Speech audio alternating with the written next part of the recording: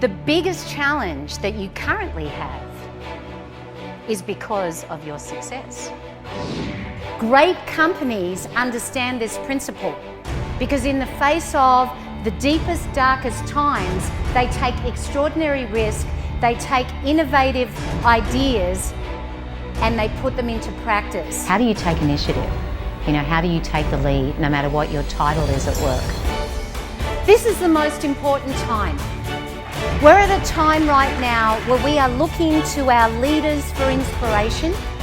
We're looking to our jobs for security. But this is also the optimum time to be able to lead ourselves and create our own destiny. And Michelle Reyes here, her book is called Lead Yourself First. Let's talk a little bit about your book. There are a lot of people in this situation, and I think that they don't even realize it. There are people who settle for the status quo. We like the status quo. We like things to just stay the way they are. Is that true or not? Yeah, of course.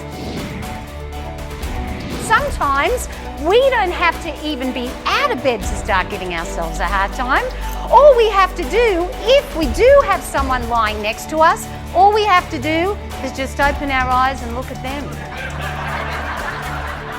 And then we think to ourselves, yep, you're still here.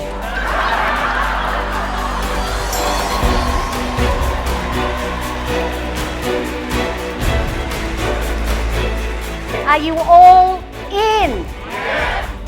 Change is about taking a risk. If you don't like where you are, if you don't like what's happening, you can always choose to change it. Lead Yourself First is absolutely my passion. And I believe that everybody has the ability to be the leader of their own life. Leadership is all about your mindset. Blockbuster video. What happened to Blockbuster Video?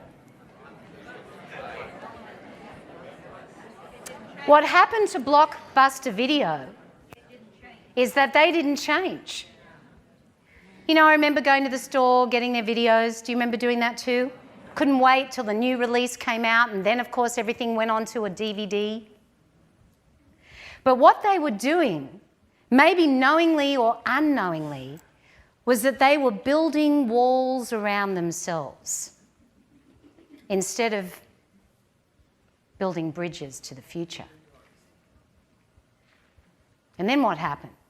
There's an organisation ideally positioned with the new phenomena of the internet to not be thinking ahead. Then comes Netflix, who tore the walls down and capitalised on an opportunity to build bridges to the future. We have a legacy and we have an identity. And when it comes to change, we don't want to lose that identity and that legacy. We're afraid of things that may not even happen. We just think that they will. How many of you can relate to the idea that we manufacture a lot of our own fear? We create a lot of it in our own minds. And the famous poet Anonymous once said, "Many an open mind should be closed for repairs." Taking the lead is taking ownership. It's about taking initiative. It's about taking the responsibility to create change, and that involves taking action. And we all have the capacity to do that, so it has to start with you. We know that there are so many forces that are outside of our control. And when you're tested in that way, how do we remember to stay focused on what's within our control? And what's 100% within our control is ourselves. If you search the word leadership on Google, you are going to find over 500 million search results.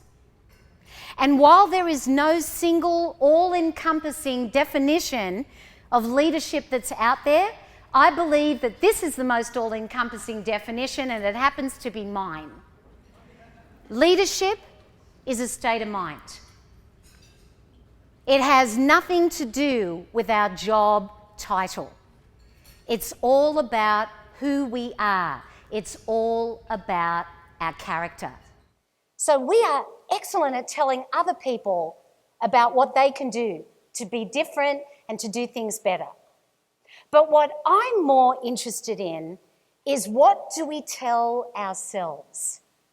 Do you ever talk to yourself?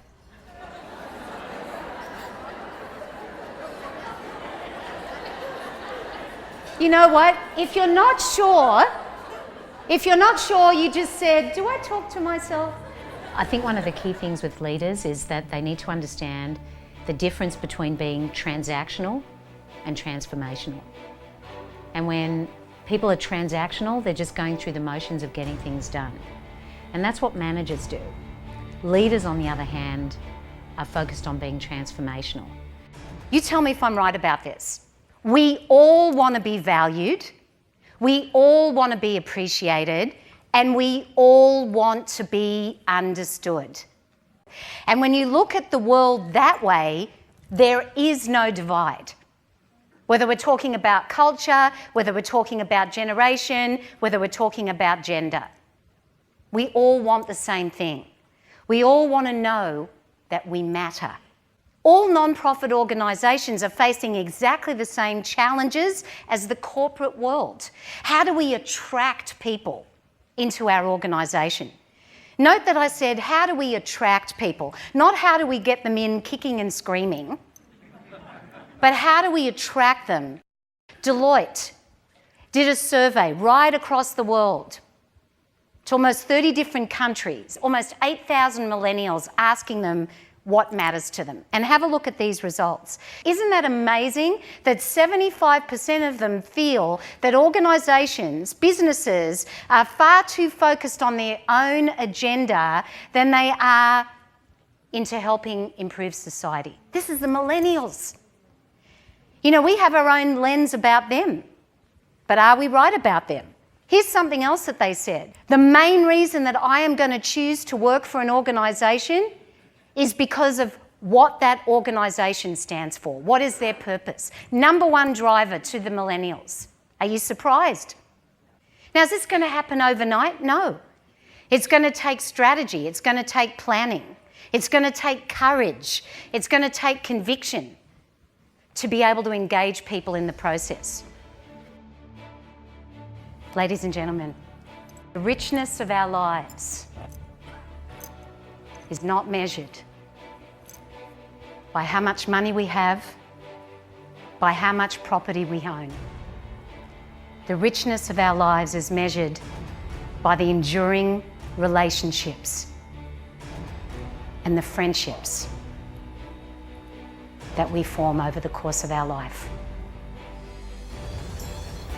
Nothing means more to us than connection.